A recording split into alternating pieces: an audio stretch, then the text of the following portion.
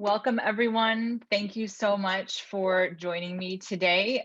My name is Vanessa Conlin, Master of Wine and Head of Wine at Wine Access. And this is truly a very, very special day because I am joined from Italy by Axel Heinz. I will read a brief bio in a moment, but first I just wanted to again welcome everyone for joining. I would like to encourage you to please post any questions that you have in the chat and the Q&A, as I will answer or pose as many of those to Axel as I can during the next hour. I did want to mention we received a few questions in advance about Massetino. We will answer those separately via email, as today we will be focusing on the wines of Ornellaia.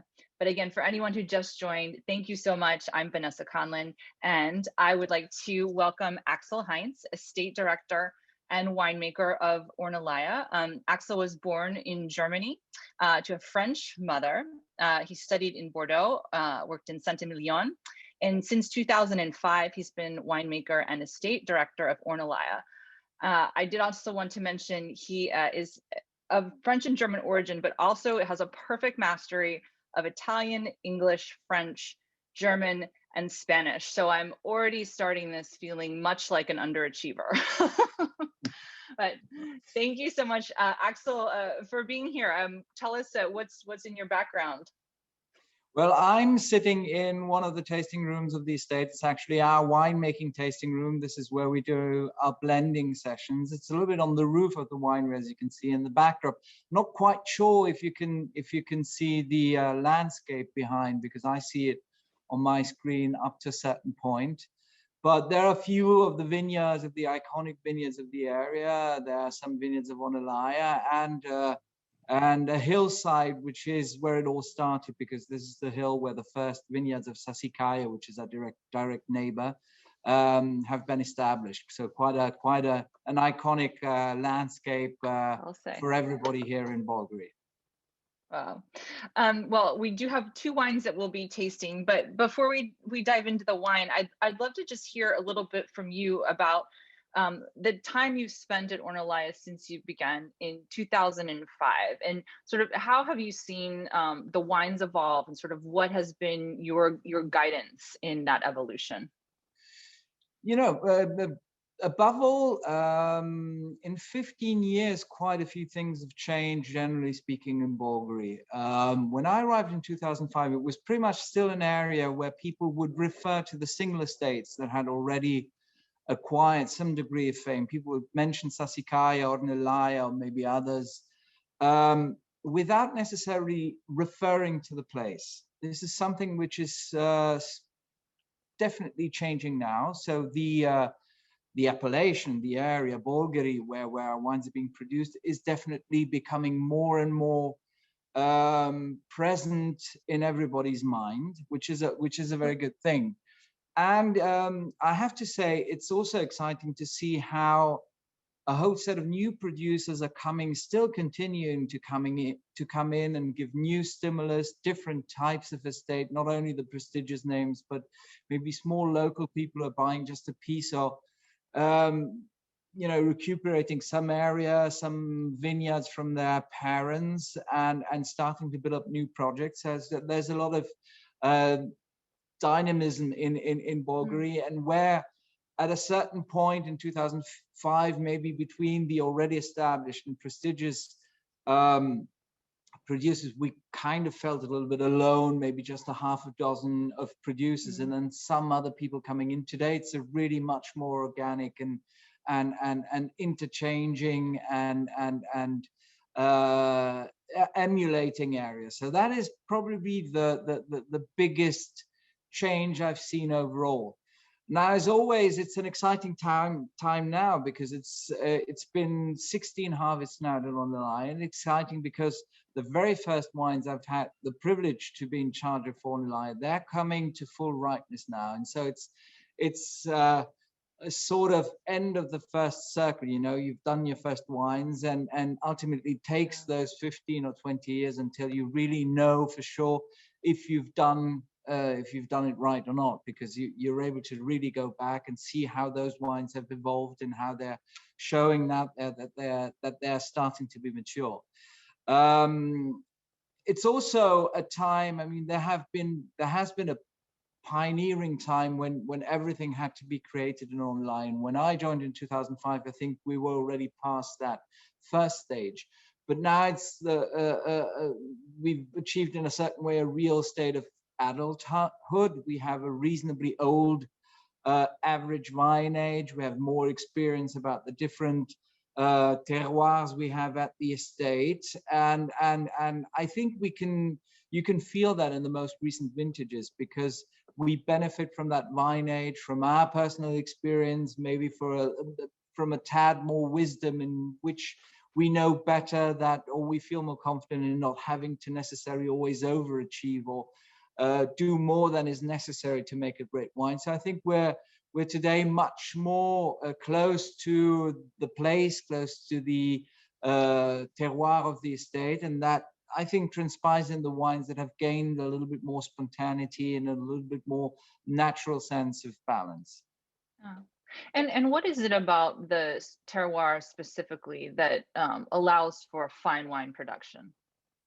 I think it's that combination of, at the same time, a very, very Mediterranean area. It's quintessentially, it's warm, it's sunny, but at the same time, it has the privilege of not having the extremes which are usually associated with a Mediterranean climate. Mm-hmm. And that undoubtedly because the closeness to the sea. So the coastline is virtually a few miles, maybe only 4 or 5 miles away from the estate and away from the vineyards. Virtually from every place in Ornellaia, if you look in the right direction, you'll see the sea. And that sort of removes the excesses in temperature, always makes for ventilation, and gives that sort of very, very mild and temperate climate, while still having the main features of a Mediterranean side. So warm summers, a lot of sunshine, a dry summer. This is all very typical for the area. And the sea is also a little bit at the origin of the various soils we find, because they've all developed them on substrates that have been brought by the sea, be it clay, be it limestone. I see.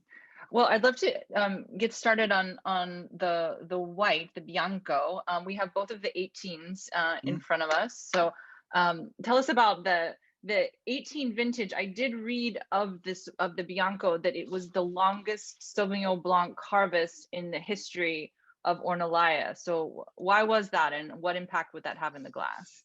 Well, it's a bit of an unusual vintage because it had one characteristic that is a bit specific about it, and that is, for once, the absence of very strong summer drought, because 18 has seen a quite rainy growing season with rainfalls that sort of, as always happens, diminished the closer we got to the summer, but never really stopped, which is what usually takes place. This year's one, for instance, where we hadn't had a drop of rain for the entire month of June. And in 2018, on the other hand, we had rains that were coming in at a quite regular basis up until July, really. So it was a little less drier than usual. And very often this drought somehow forces us, particularly for the whites, to come in very early in harvest, because otherwise, you get too much concentration or you lose a little bit of acidity and aromatic brightness. In 2018, we didn't have that problem because there was enough water for the wines to really get through the summer without any sort of stress. And so we felt a little bit more comfortable and a little bit more daring to, figure out how long we could wait for some of the vineyards to come around. It's probably as late as we will allow in the future to be, but it allowed us to start picking by the end of August, as we usually do, but go way into September, which is something quite unusual, which only happened in 2014, which was a very rainy but also much cooler vintage in the summer. In 18 was really because the vines just looked great, they felt great, and so we finished. We almost finished in mid-September, which is quite unusual. Typically, Sauvignon harvested Ornellaia would finish on the very last days of August, and sometimes the very first days of September. And tell me about the choice of Sauvignon Blanc blended with Viognier. Well, it's kind of an optional choice, really. The idea we had around Viognier was that, you know, we felt it could be a good partner to Sauvignon Blanc in the years where the Sauvignon, maybe in a particularly warm year, would lack a little bit of either lack a little bit of density, a little bit of richness, and also lack a little bit of aromatic exuberance, because sometimes it gets very warm, the Sauvignon Blancs can be a little bit neutral. So we felt that Viognier could be an addition because it's got this quite extrovert aromatic profile. It gives a nice textural richness to the wine. So we felt it would be a good idea. And for the inaugural vintage of Ornellaia Bianco, which was 2013, we blended as much as 30% Viognier into the final blend.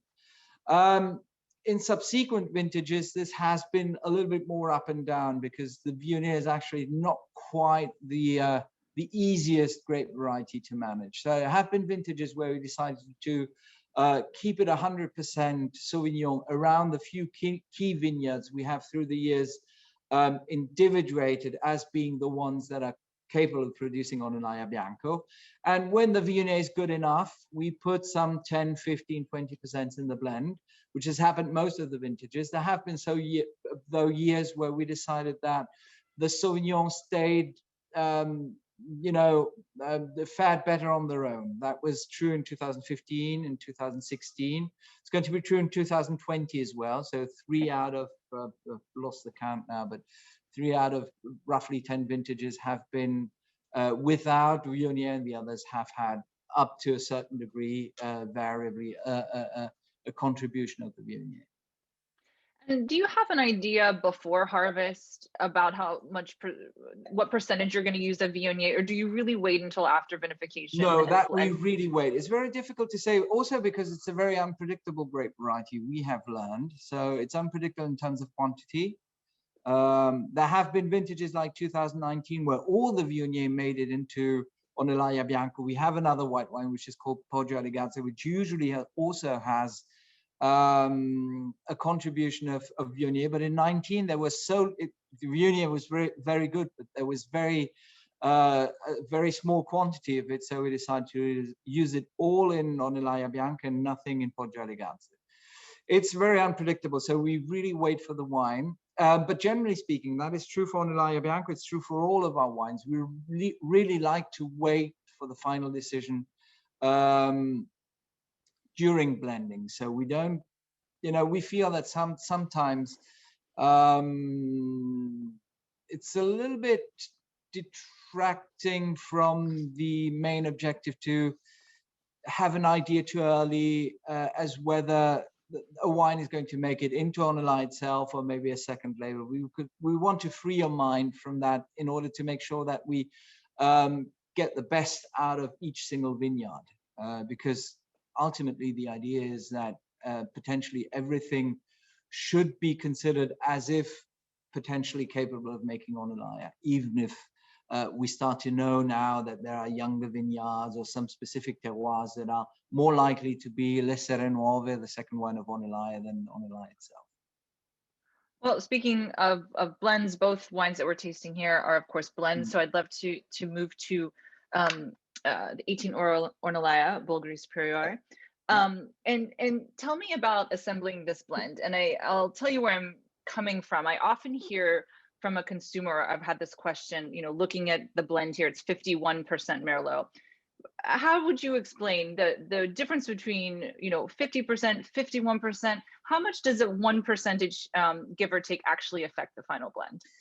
It depends very much on the grape variety. I would say when it comes to Merlot, Cabernet Sauvignon, Cabernet Franc, it's not those small percentages that really make a difference. And quite funny, I feel, so referring to Ornellaia in 2018, which is a little bit of a surprising vintage even to us, because it's the highest percentage of Merlot we ever used in a blend of Ornellaia. It's actually the first time that there is more Merlot than Cabernet Sauvignon in the blend. And yet I feel particularly aromatically, I feel that it smells and tastes as if there was much more Cabernet Sauvignon in it, because it is still dominating. You know, it's about finding a balance and finding the expression within the vintage that sort of feels more like Ornellaia. And that can imply certain variations that on paper look as if that would change quite radically your wine, but it still is in the sense of the style of Ornellaia.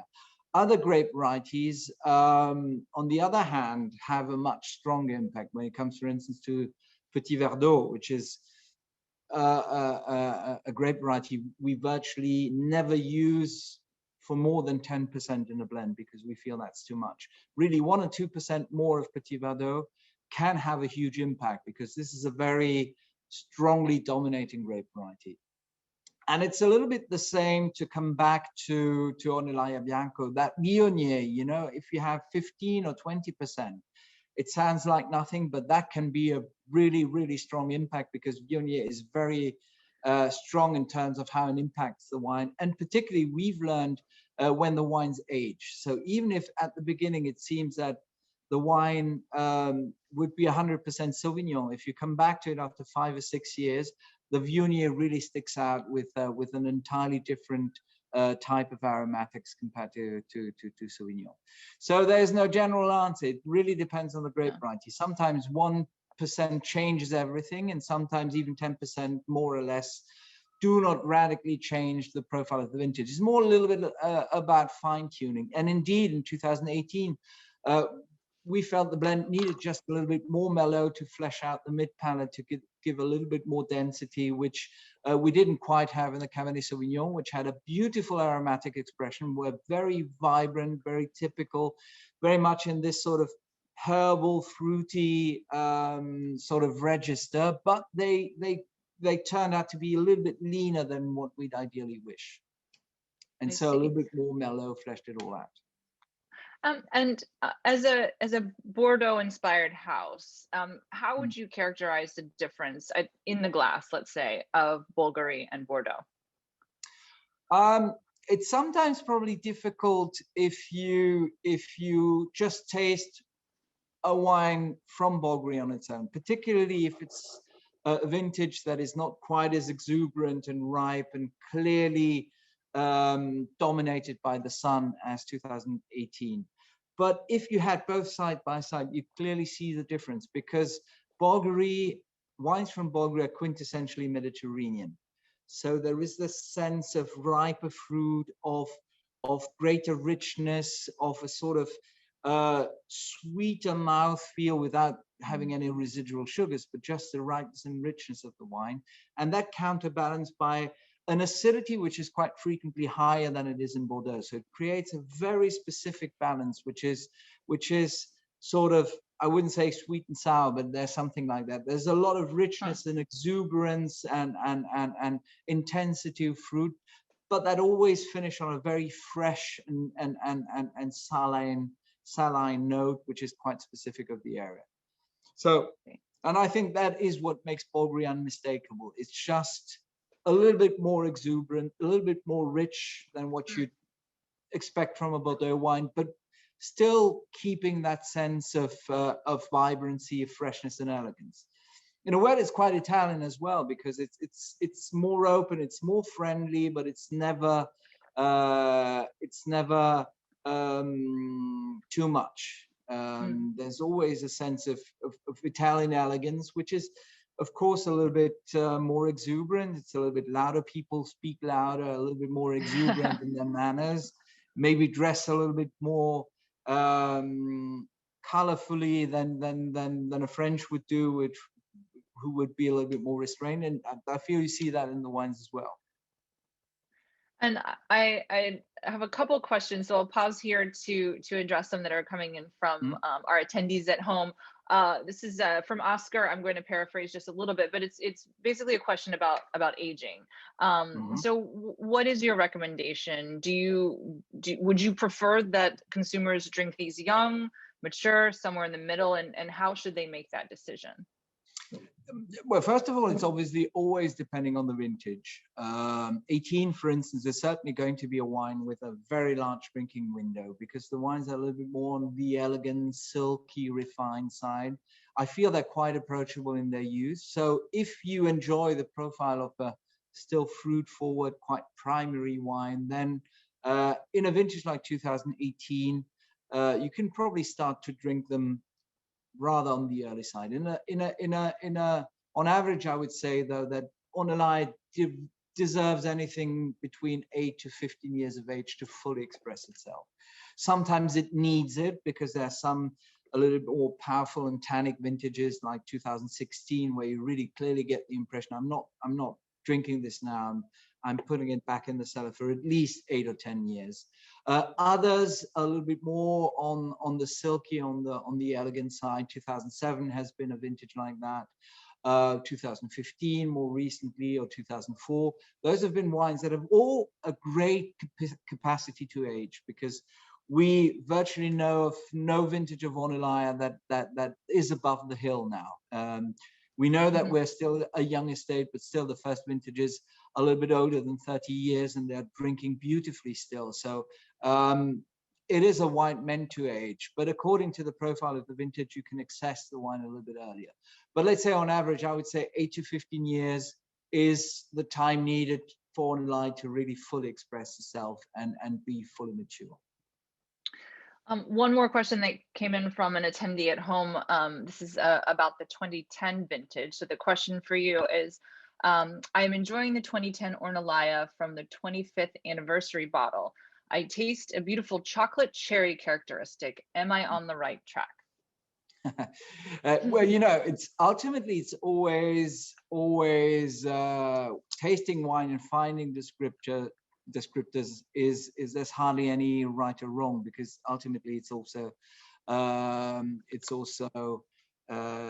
personal. It is true that 2010 is another Ornellaia that has a fairly high amount of Merlot. So this cherry fruit, the slightly chocolatey character comes a little bit from the aging in the bottle, but definitely the Merlot brings that side to it. So I would definitely agree. So we mentioned in the previous question an anniversary bottling. So I actually do have a question about that you famously have a different artist commissioned to create a piece to capture the nature of a given vintage. So does the art always reflect the style of the wine, or is it unrelated? Well, it is related through the name we gave to each new vintage of Ornellaia.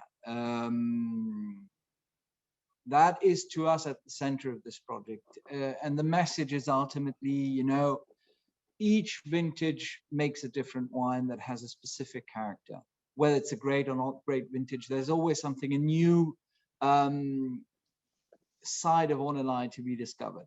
So what we do is we give that name. For instance, in 2018, we called the wine La Grazia. Let me remember, in 2007, we called it L'Armonia, Harmony, or the very first vintage in which we worked on with the artist was 2006. It was called L'Exuberance. So that is the theme given to the artist. So there is a relation because the art that is supplied by or that is commissioned is to reflect the character of the vintage.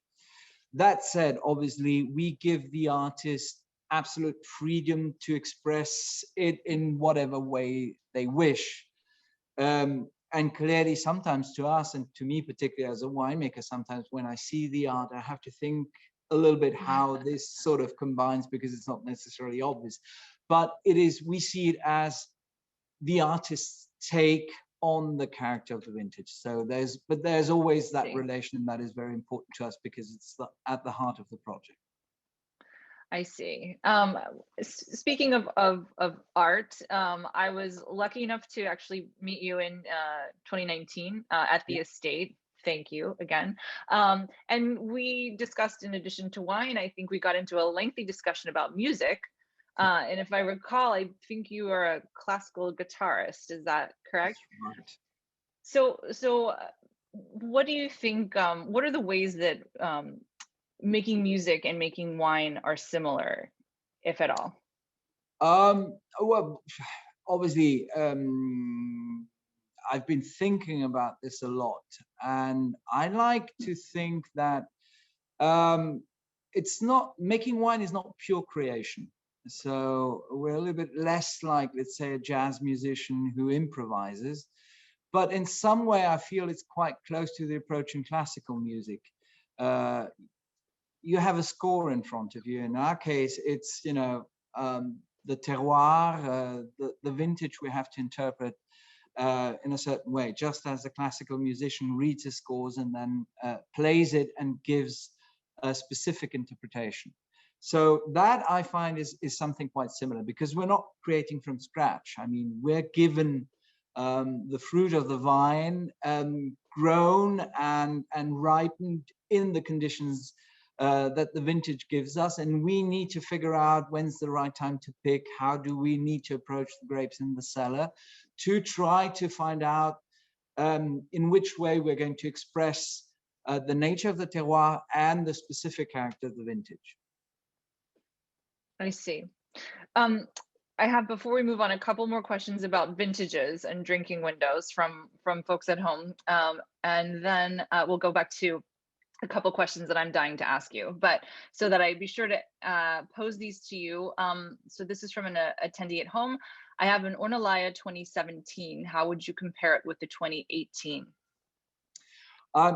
Totally different. They're really two opposite sides of Ornellaia. 2018 is all about balance, about proportion, about this silky mouthfeel. 2017 has been a quite different vintage, very hot, very dry, very dramatic in a way, and that sort of is something you feel in the wines as well. It's Ornellaia, without exaggerating, it's Ornellaia at its most powerful, most concentrated, most rich. It is still a very balanced wine, because we're aware that being a slightly extreme vintage, we really need to calibrate everything in the winery and make sure that nothing would be overpowering. So it's a balanced wine. It's more intense, it's more powerful and structured than 2018. Whereas 18 is one to consider if you want to drink Ornellaia at an early stage. I would definitely keep 2017 in the cellar, because it's really a powerful wine that needs a little bit of time in the bottle to really completely find its balance. It's an exciting vintage. It's a little bit as if, the cooler side of Bulgari all expresses in 2018, and the more Mediterranean, opulent and flamboyant side expresses itself in 17. I like that. One more question from an attendee at home about a vintage. Would you speak to the 1999? Mm-hmm. It's maybe a slightly overlooked vintage these days. I mean, there was this trio towards the end of the 1990s that were started with 1997. 1997, 98, 99 were all hugely successful vintages at the estate and in Bulgari. The one that came first, as very often happened, then acquired a specific status. 97 is almost considered a legendary vintage in Tuscany, broadly speaking, and it tended to overshadow a little bit the two following vintages. And in the case of 1999, what also happened is that after that, in the following decade, we've had an incredible series of truly profound vintages, with 2001, 2004, 2006, 2010, then later on. So in between all these great vintages, I sometimes feel that 99 got a little bit lost. It's also true that of all these vintages, maybe 99 was the least open and least approachable. So even we at some point started to worry a little bit about these wines that seemed always closed, monolithic, not evolving at all. We're starting to now a little bit reconsider 99, because the wine is now slowly but surely blossoming, and it's a beautiful Ornellaia. It's a beautiful Ornellaia that you can start to drink, but that has still a lot of way to go, because it's been a quite chunky, quite robust, quite powerful vintage, generally speaking, in all of Tuscany. So the wines took quite some time to open up. They're starting to do that now, and it's definitely a wine to rediscover. Thank you. I have a question about your background specifically. So you're of French and German origin. You're making wine in Italy. How do all of those cultures get along in your winemaking? Better than you'd think, and probably it's. I think one of the beautiful things about Italy is that people have a very strong identity and awareness of who they are, and maybe they don't necessarily always feel just Italian, but the Tuscans feel they're Tuscans, just as Sure. the people from Piemonte feel that they're Piemontese probably before being Italian. But at the same time, they have a remarkable openness to stimulus coming from outside. So that makes it quite easy to come in and sort of get along with people, because they want you to accept who they are and how they behave, but then they can be very open to stimulus. So I haven't seen that as a problem. It's true that at Ornellaia there's also been a long tradition in being open to stimulus and ideas from outside. Certainly Ornellaia was one of the first estates in Tuscany to have consultants that were not local, starting with Andrei Cherlichev from obviously from Napa, who came in at the very early stage of Ornellaia. Michel Roland later on, the first head winemaker of Ornellaia back in the 1980s, came from Hungary.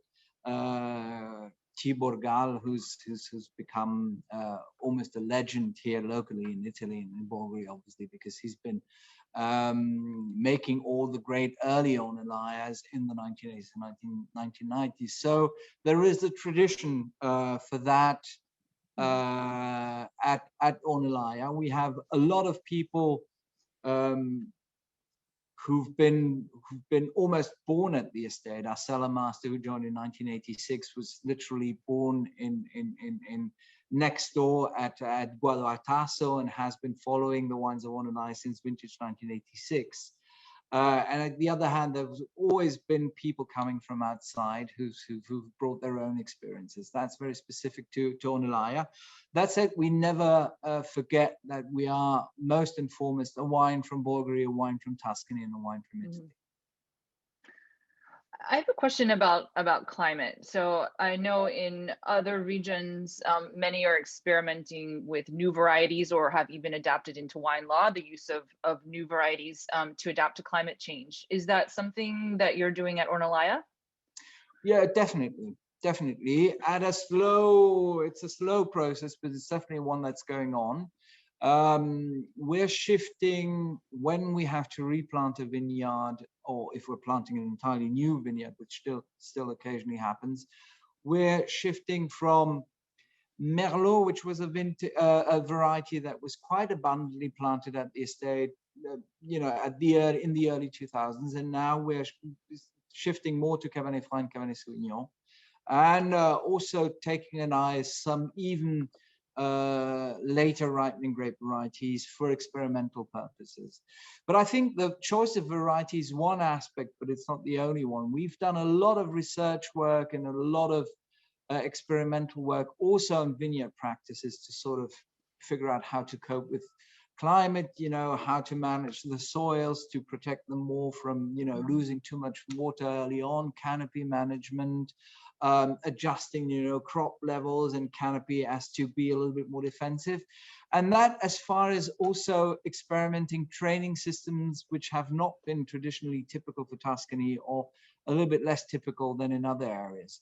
For instance, in some areas, we've developed the Gobelet, the bush wine training system, just in order to see if that somehow brings further benefits. So we're definitely trying to have a 360-degree approach, not only focusing just on, let's plant later ripening grape varieties, but also let's see how we can figure out how we can get the whole vineyard management right in a way to, be a little bit more protective of the resources in the soil and protect the grapes and sort of delay ripening and be able to just not harvest right in the middle of the hottest period of the year, but just Yeah, slightly after that. I see. And what about millennials? Do you have a strategy? Are you trying to appeal to a younger, newer audience, or do you think that great appreciators of wine will find you regardless? Honestly, I think that ultimately, and we hope that that will happen. But so we feel that you know, wine lovers eventually will come to great wines. But we're certainly analyzing and we're keeping an eye on what gets millennials moving. I mean, we're not going to turn just for the sake of appealing to them into hipster winemakers and getting our rounds to. I mean, my beard is already as long as it can get, but that's not the point. We're not necessarily going to radically change the style of Ornellaia to make it some sort of natural wine, but we see some of the aspirations we definitely aspire to, and we feel are necessary. So not only making a great wine for the sake of making a great wine, but paying attention to how we preserve our environment, make our wines in the most ethical way. I think we can quite reasonably claim that we're very much integrated into the local area. Our vineyard workers are all coming from the area, so we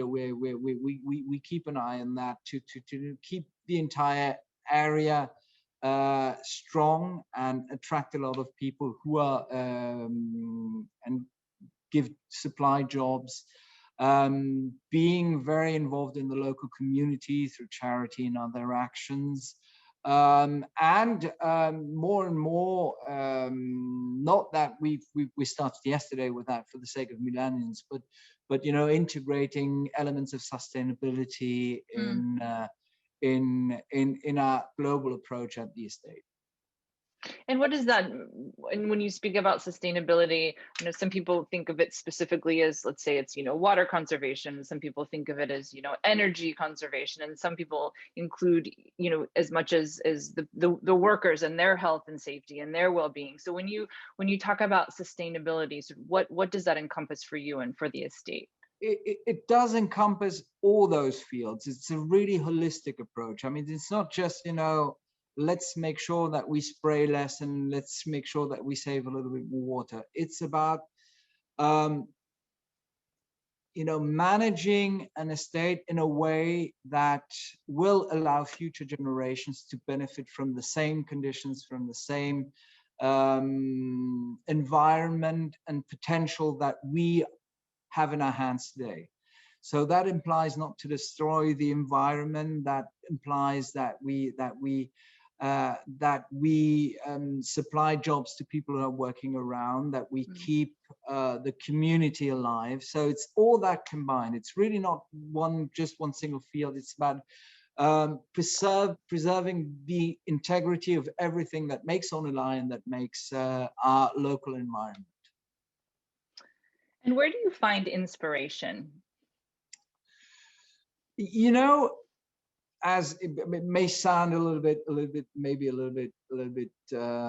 little bit cheesy, but you find it in the very place you are, because I have to confess that when I came from Bordeaux to Bulgari, I knew Ornellaia, but I did not suspect to what degree this place had a strong identity. One of the things that a little bit unfairly, and maybe also because of the overly broad use of the term, is sometimes an accusation that is made to the group of super Tuscans, is that they may be wines that are a little bit constructed and lack a sense of place. And probably even myself, when I came to Ornellaia, I had a little bit of this idea in the back of my head, and what I discovered was radically different. So the place is a huge source of inspiration. Maybe one of the magical points about is that we do not rely on centuries and centuries of traditional experience. So we still have, at every new vintage, we feel we're still discovering something about Bulgari, about Ornellaia we did not know before. So that in itself is a huge source of inspiration. I see. And I'm quite curious, where all of us obviously have lived through a sort of, once in a century experience with the pandemic. What is it like to make wine during COVID? What did you have to adapt? Well, there were some things we had to change just to guarantee maximum safety, and I think we were quite successful at that. So in the offices, obviously, as much as we could, we did smart working. Outside it was a little bit easier to manage in the vineyards because social distancing is almost something natural, because you have one worker in his own row of vineyards, and so that was not, it was a little bit more complicated in the winery itself, but we got through that without having any sort of major disturbance, I must say. It felt quite strange at the very beginning, because in the spring of 2020, we went to really very rigid lockdown, in which, besides going to work and driving back home, you couldn't do, and buying a little bit of grocery, you virtually couldn't do anything. And so it felt a little bit spooky going to work every morning, not seeing one single car in the whole during the whole day. But apart from that, there was also something which I have to confess was a very positive experience, and that was that there was nothing in the way of just being, a winemaker, making wines, taking care of your vineyards, because there was nothing else we could do, basically. And I strongly feel it reconnected us a little bit more to the essence of what we do, because today, making wine is not just about being in your vineyards, being in your cellar. We have to go out and promote our wines and attend in the time of social media. It's also, you have to be very active in order to make sure that you don't go unnoticed, even if you are a famous name like Ornellaia. And it felt a little bit like a relief almost, not to have to care about anything of this, but just focus on being in your vineyards and being in your wine. So I must say that was probably the most beautiful experience around the lockdown, just really reconnecting as strongly as possible to the essence of what you're doing.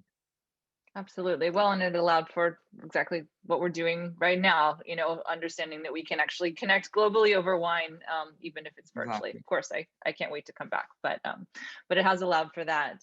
So I'm going to stop for a moment to ask a question that came in from someone at home. So this is from one of our attendees. The 2006 Ornellaia was the bottle that made me fall in love with wine. Thank you for that, they say. Were you in charge of the winemaking then? And where might you rate the 06 on your list of favorites?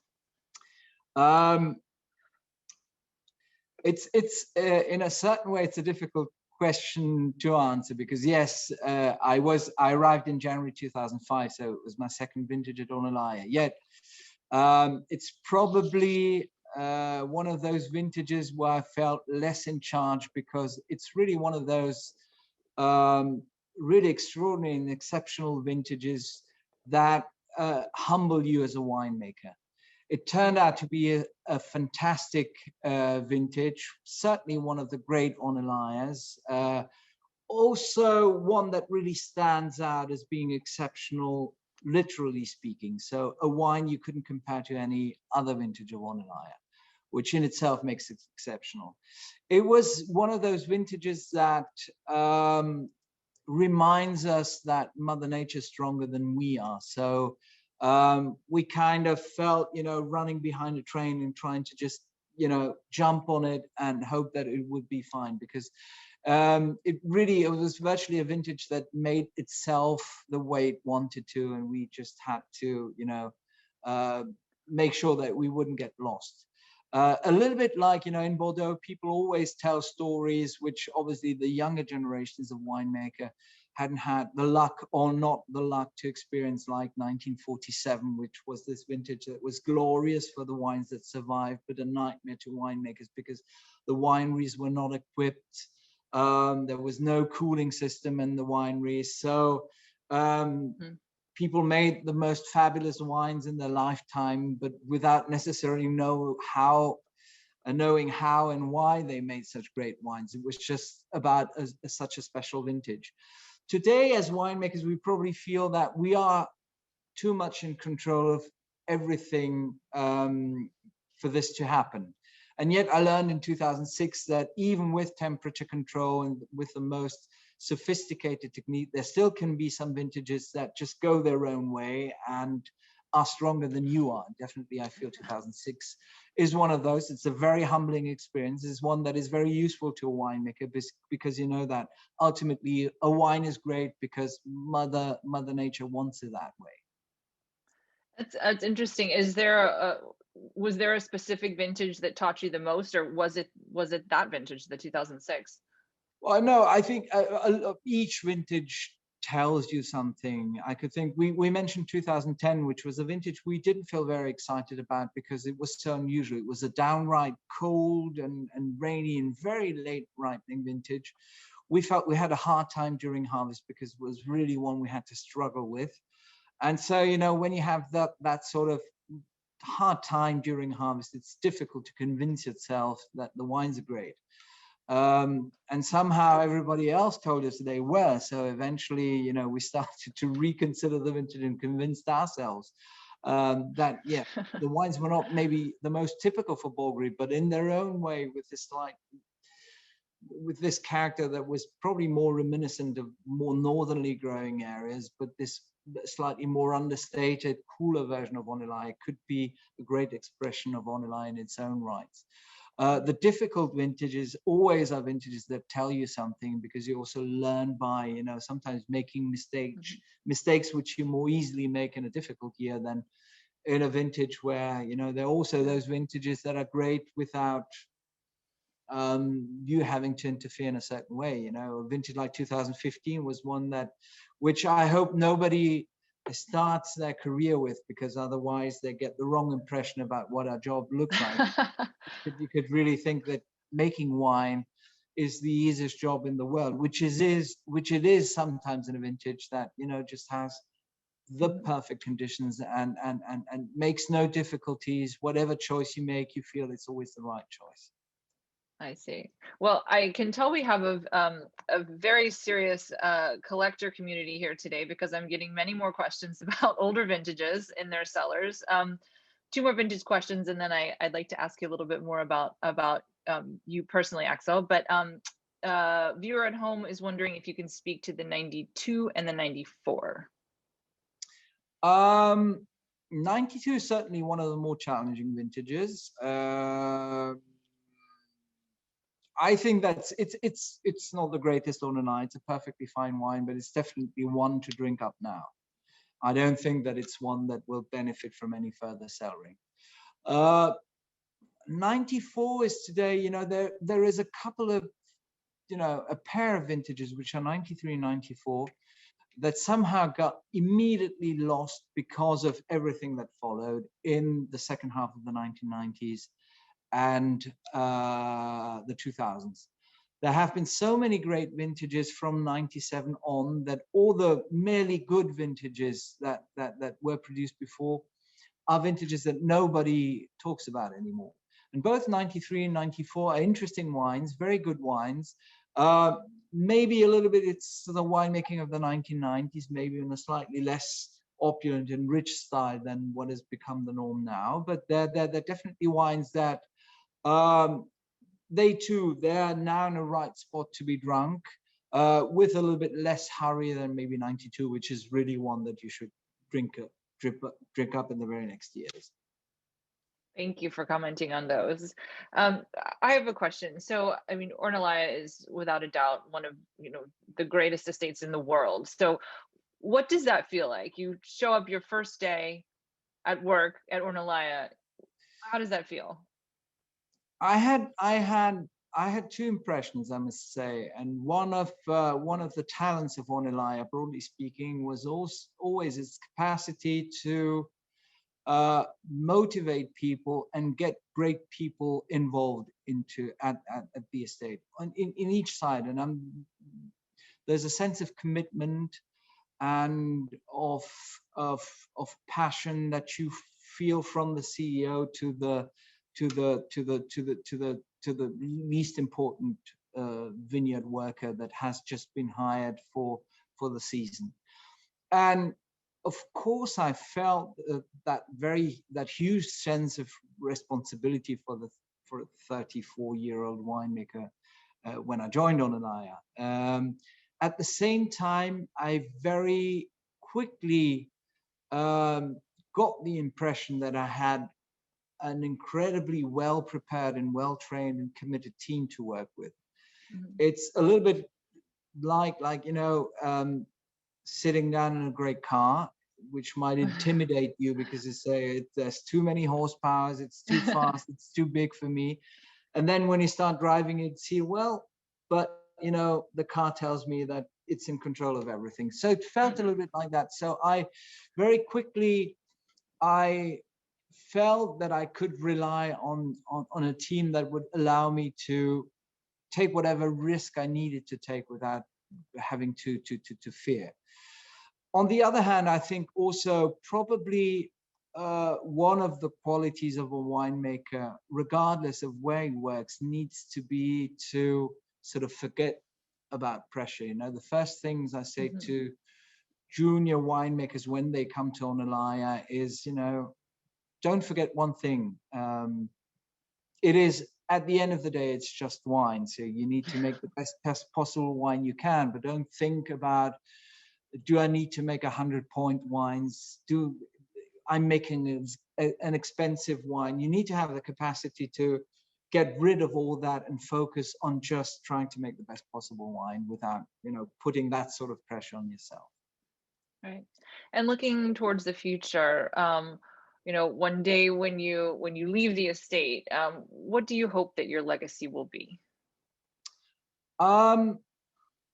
Well, we've been speaking about sustainability, so without wanting to just integrate that word, but I think today we've reached, as I was just saying, an adult stage at Ornellaia, because everything is in place to make great wines. We have the right vine age, we have the right experience, we have the right people. I hope that when I leave, the following generations will still have the impression that they have a condition in which they can really fully express the whole potential of Ornellaia. It is a bit of a different stage than what Ornellaia used to be in the first, let's say, 20 years, because it was just about building it up without, you were always looking to the horizon saying, we still need to grow, we'll still need more vineyards. We're going to make better wines in 10 years because the vineyards are going to be 10 years older. Now is a slightly different phase because you've reached, I would not say the maximum potential because there's still room to improve, but now we need to make sure that in 20 years' time, we'll still have the same great potential that we've achieved today. So that is hopefully the right legacy, so that Ornellaia does not decline in its capacity to still make great wines. Well, I cannot thank you enough for your time today, Axel. This has been such an honor, a pleasure. I can't wait to come see you again when time allows. But on behalf of everyone at Wine Access, it's such an amazing experience to have you here and to work with the beautiful wines. And for everyone who joined us at home today, thank you for watching. And I hope we'll see each other in person soon. But in the meantime, this has been a wonderful experience. So Axel, again, thank you. And please give my best to everyone at the estate. Okay, thank you all, and thanks for joining in. It's, as always, we got used now to do this kind of exercise even at greater distance, which was reassuring, let's say, for most of last year, because at least we we somehow felt a little bit less isolated. But definitely, I can't wait to be able to travel again and to do this, face to face, for sure. Absolutely. It's going to happen soon, I'm sure. It requires a little bit of patience. There's going to be harvest in between, so it's going to be probably after harvest. But definitely looking forward to seeing all of you in one way or another, directly in California or wherever we might be able to meet. Oh, wonderful. And we're getting lots of thank yous to you from the audience as well at home. So again, cheers everyone at home. Cheers, Axel. Enjoy the rest of your day, and thank you. I will.